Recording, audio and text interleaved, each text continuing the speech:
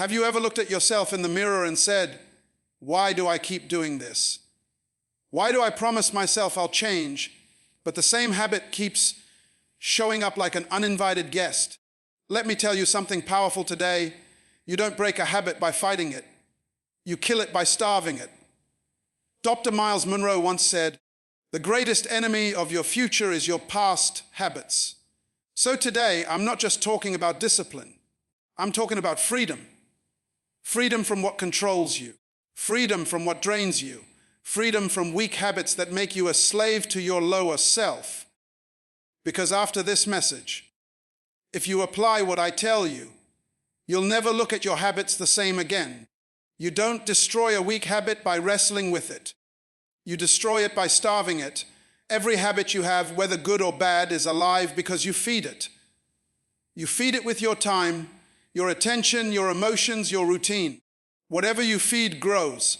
Whatever you starve dies. It's that simple. But many people make the mistake of fighting their habits head on, trying to overcome them through sheer willpower, when in reality, they're still keeping the habit alive by giving it attention. You cannot defeat something you secretly keep alive. Think about it. A fire doesn't keep burning because it's strong. It keeps burning because someone keeps adding wood to it. The moment you stop feeding it, it begins to die. The same principle applies to your weak habits. The more you think about them, the stronger they get. The more you feel guilty about them, the deeper their roots go. Guilt is still a form of attention, and attention is fuel. So if you want to kill that habit, stop giving it attention. Don't fight it. Don't argue with it. Don't negotiate with it. Ignore it, starve it, and let it suffocate on its own. Take a moment and think about the habits that have controlled you for years. Maybe it's procrastination. Maybe it's scrolling mindlessly through your phone for hours. Maybe it's comparing yourself to others. You've tried to stop before, but the habit keeps coming back. The reason it keeps coming back isn't because you're weak, it's because you keep feeding it. Every time you say, I'll stop tomorrow, you've already given it permission to live another day. Every time you replay your failures in your head, you feed the habit the belief that it still owns you. Dr. Myles Munroe once said, whatever you keep repeating becomes your master. The more you repeat the same thought, the same action, the same excuse, the more it becomes your ruler. The truth is, weak habits are not destroyed by force. They are destroyed by starvation. You cannot win by fighting. You win by replacing your focus. When you stop focusing on the habit and start focusing on growth, your energy shifts from feeding your weakness to feeding your purpose. Let me give you a simple example. Imagine someone who drinks 3 cups of coffee a day and decides to quit. They tell themselves, I'm not going to drink coffee. I'm not going to drink coffee. I'm not going to drink coffee. Guess what they're thinking about all day? Coffee. That's not breaking the habit. That's keeping it alive through obsession.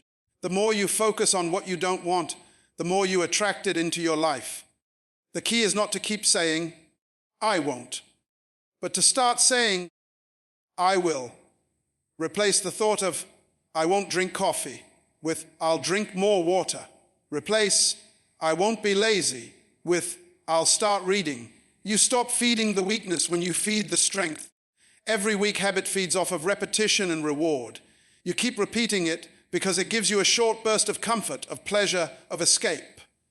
But that comfort comes with a cost. Your time, your peace, your purpose. To starve the habit, you must learn to sit in discomfort without giving in. Every time you resist that urge and shift your attention elsewhere, you're taking away its food. You're teaching your brain that it doesn't need that temporary fix to survive. That's how you rewire your mind.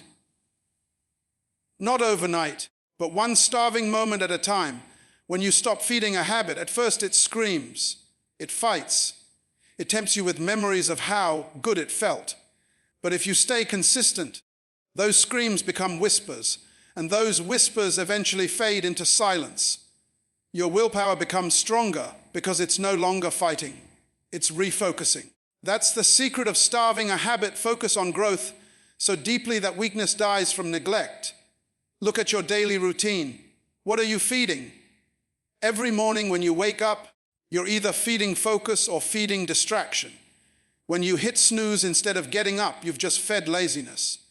When you check your phone before you pray, meditate, or plan your day, you've just fed distraction. When you say, "I'll do it later," you've just fed procrastination. But if you change the direction of your attention, if you choose discipline instead of delay, if you choose learning instead of scrolling, you begin to starve what's been stealing your strength. Weak habits live in environments that support them. You cannot say you want to change while surrounding yourself with the same triggers. If your habit is overspending, but you keep scrolling through online stores, you're feeding it. If your habit is negativity, but you keep spending time with negative people, you're feeding it. You can't starve something while dining with it. Sometimes starving the habit means changing your environment, changing your friends, your routines, your inputs. There's power in starving distraction. Every great achiever, every disciplined person you admire learned how to say no to what doesn't serve their purpose. They understood that focus is a weapon. When you stop feeding what drains you, you naturally begin to feed what drives you. The energy you once gave to your weakness becomes the strength that builds your destiny. Starving a weak habit is an act of spiritual warfare. It's choosing long-term fulfillment over short-term satisfaction. It's saying, "I refuse to let what's small rob me of what's great." Every time you say no to the habit that has enslaved you, you reclaim a piece of your power. You tell your mind, "I am in control." And the more you do that, the easier it becomes. It takes courage to starve something you've fed for years. It takes faith to let go of what once gave you comfort. But remember, anything that survives only because you keep feeding it isn't powerful. It's dependent. It depends on your time, your thought, your energy. The moment you stop feeding it, it withers. The moment you redirect your focus toward purpose, that old pattern starts dying of hunger. The key is awareness. The moment you become aware of what you're feeding daily, you gain the power to change it. Weak habits lose their grip when you stop giving them your attention and start investing your attention in what matters. Because where focus goes, energy flows. And where energy flows, growth happens. You can't just remove a bad habit and walk away thinking the job is done. Life doesn't work like that. The mind is like soil. It doesn't stay empty.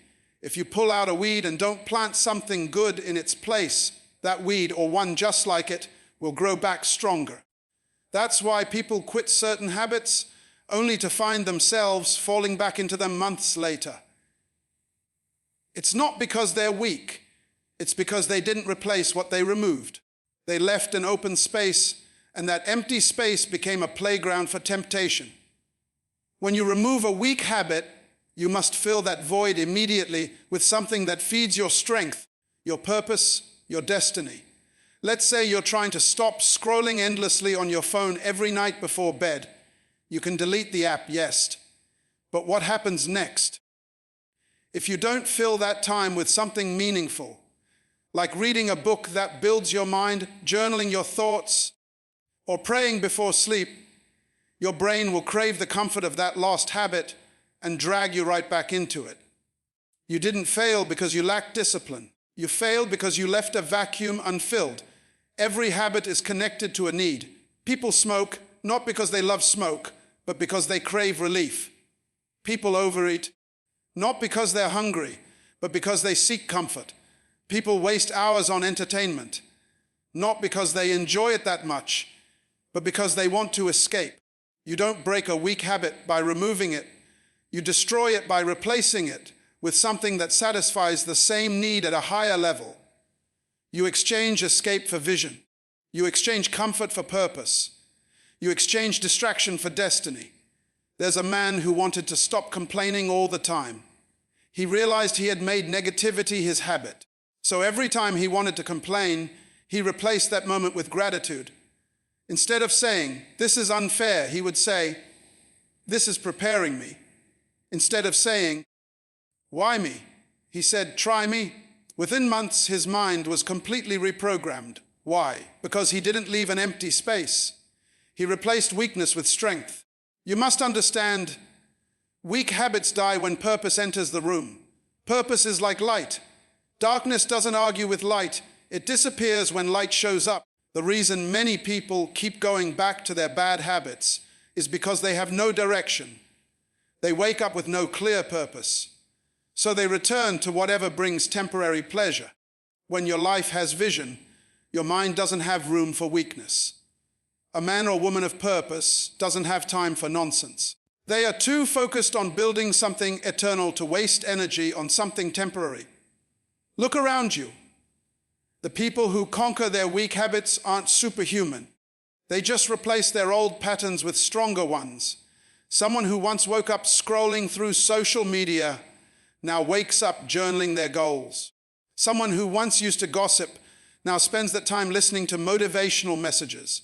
Someone who once wasted hours watching TV now invests that time in their craft.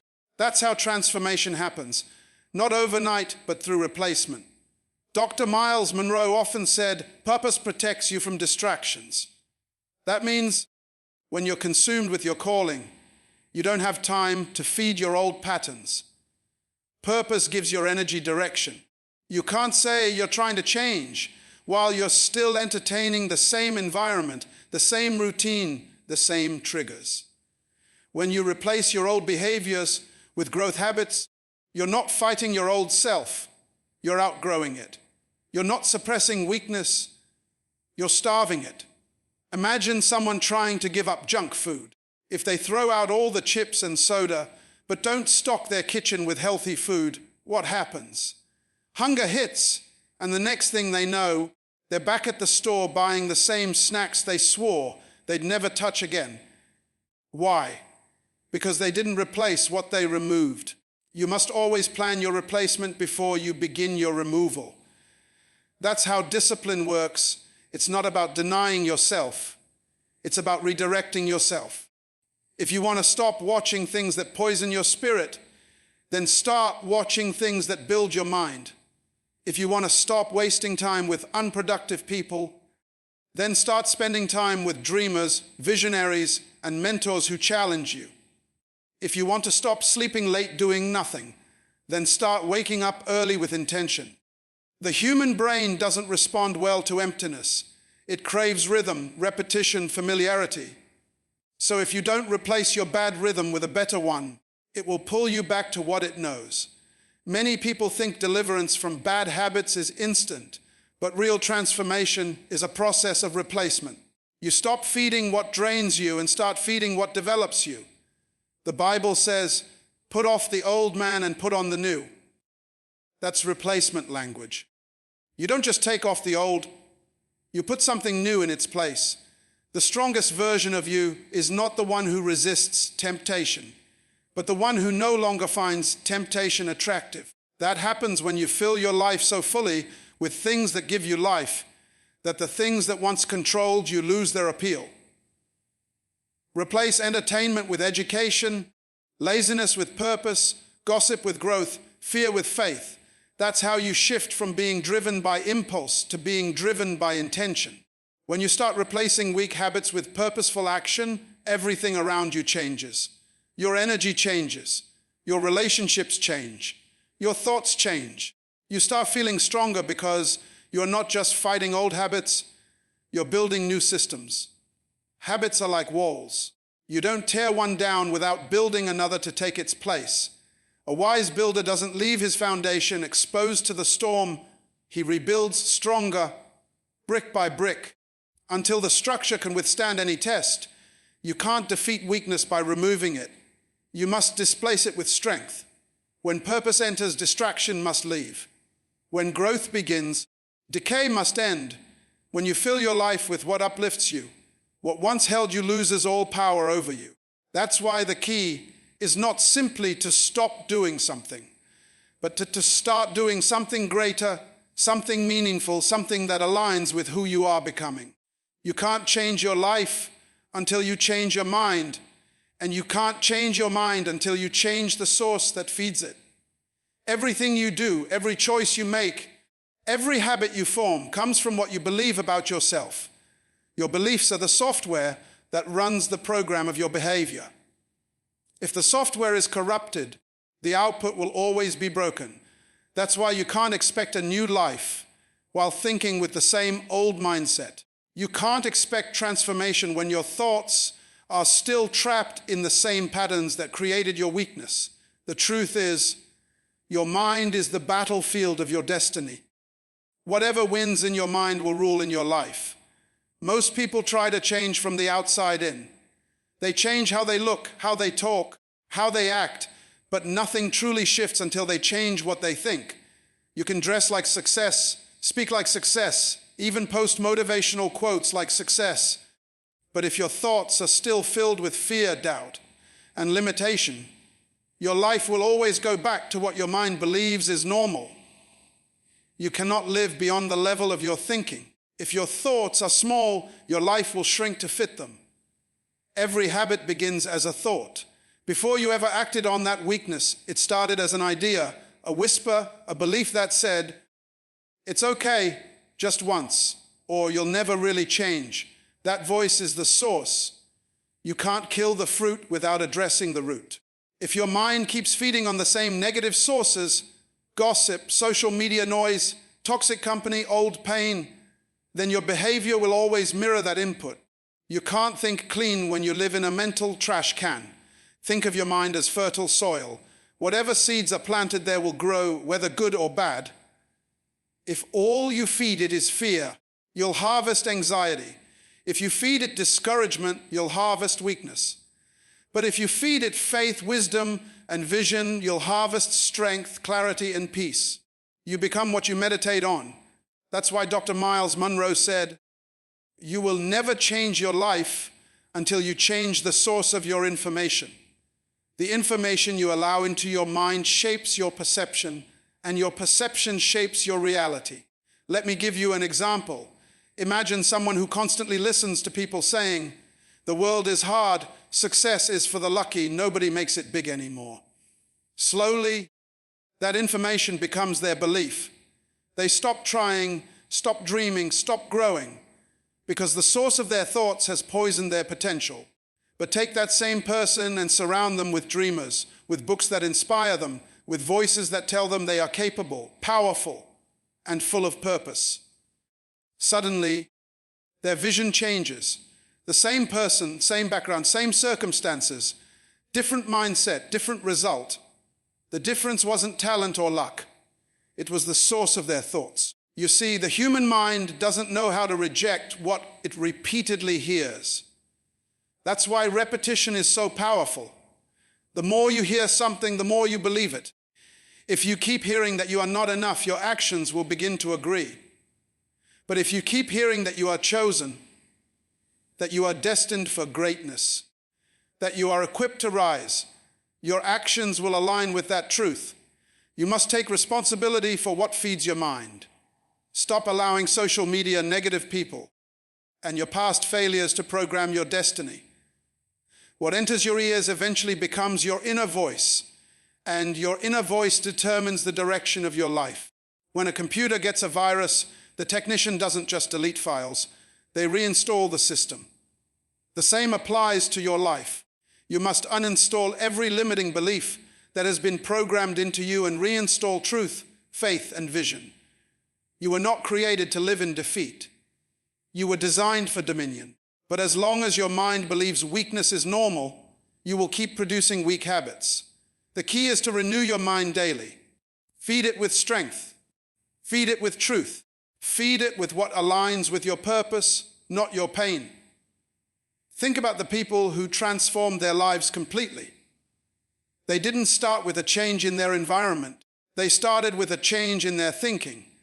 A man addicted to failure began to see himself as a success before success ever showed up. A woman who used to feel unworthy began to affirm her worth until she walked like she believed it. A young person who thought they had no purpose began to believe they were born for more, and that belief shifted everything. Nothing around them changed at first, but everything within them changed and eventually the outer world followed.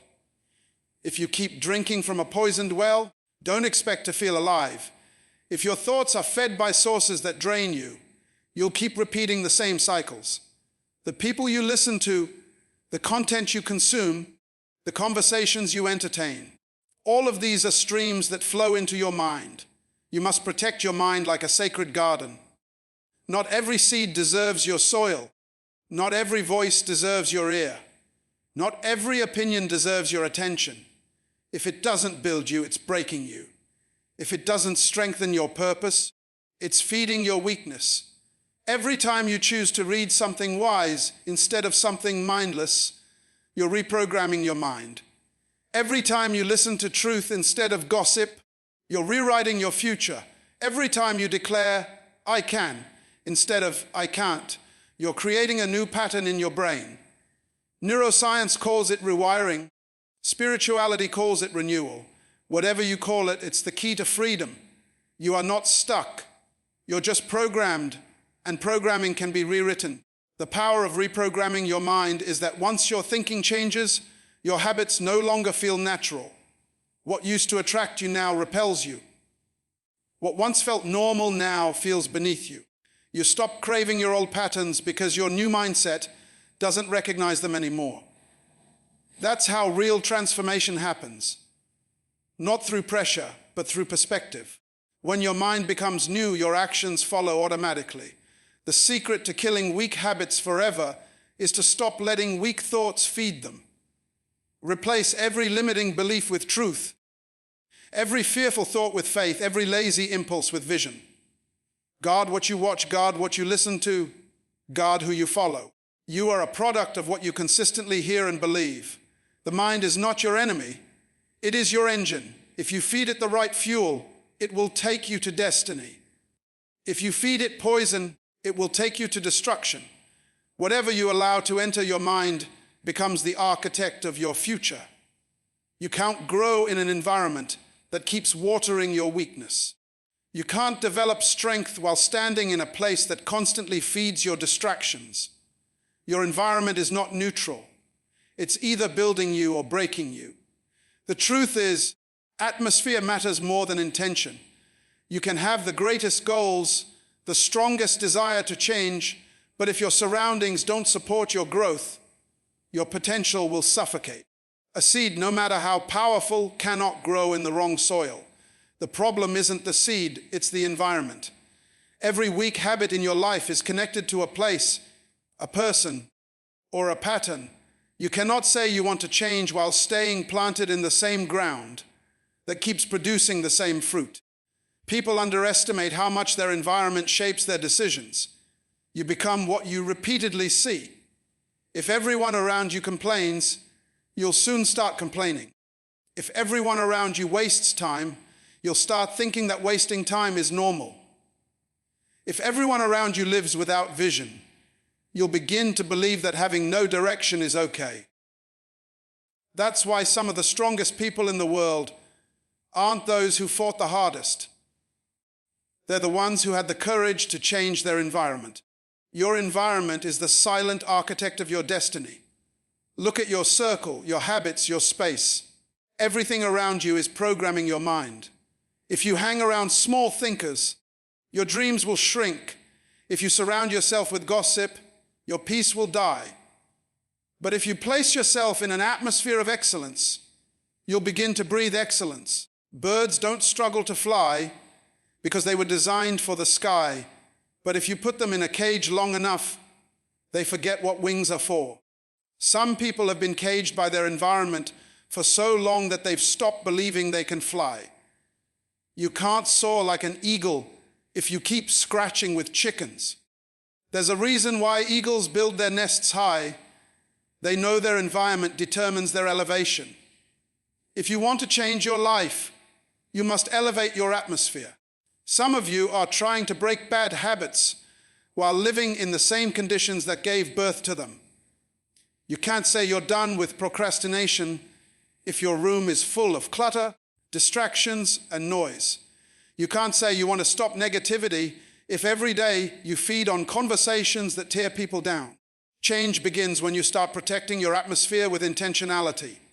Dr. Myles Munroe once said, "You can't grow beyond the environment that shapes you." That means if your environment doesn't challenge you, it's choking you. Growth requires exposure. When you surround yourself with people who think bigger, talk deeper, and move faster toward their purpose, you can't stay small for long. Their energy pushes you to rise. But when you stay among people who celebrate mediocrity, comfort becomes your cage. You can't rise while holding hands with those who refuse to climb. Sometimes elevation requires separation. Think about it like this: a fish can't outgrow its tank. No matter how much potential it has, the size of the tank limits its size. If you want the fish to grow, you don't have to motivate it. You just have to change the tank. The same principle applies to your life. If your environment is too small for your purpose, it's time to move. Don't let comfort convince you that confinement is peace. It's not peace, it's slow death. The most dangerous place is not a battlefield. It's a comfortable environment that slowly kills your potential. Look at your habits right now. Most of them were not created by decision, but by exposure. You didn't decide to start scrolling for hours. You saw others doing it and joined in. You didn't plan to be distracted. You were surrounded by distractions until they became your rhythm. That's why changing your environment is not a luxury. It's a necessity. If you're serious about killing weak habits, you must remove yourself from the people, places, and atmospheres that feed them. You can't heal in the same environment that made you sick. Even your physical space affects your discipline. A cluttered room creates a cluttered mind. A noisy environment breeds restless thinking. But when you organize your surroundings, you create clarity. Your outer environment mirrors your inner condition. You can't expect peace in your spirit when chaos surrounds you daily. You must build an atmosphere that breathes focus, calm, and direction. Play music that lifts your spirit, read words that feed your faith, spend time in spaces that awaken your purpose. Sometimes, changing your environment isn't about leaving your home or city. It's about changing your habits within that space. Turn your room into a sanctuary of growth. Replace meaningless conversations with meaningful silence. Trade gossip for gratitude.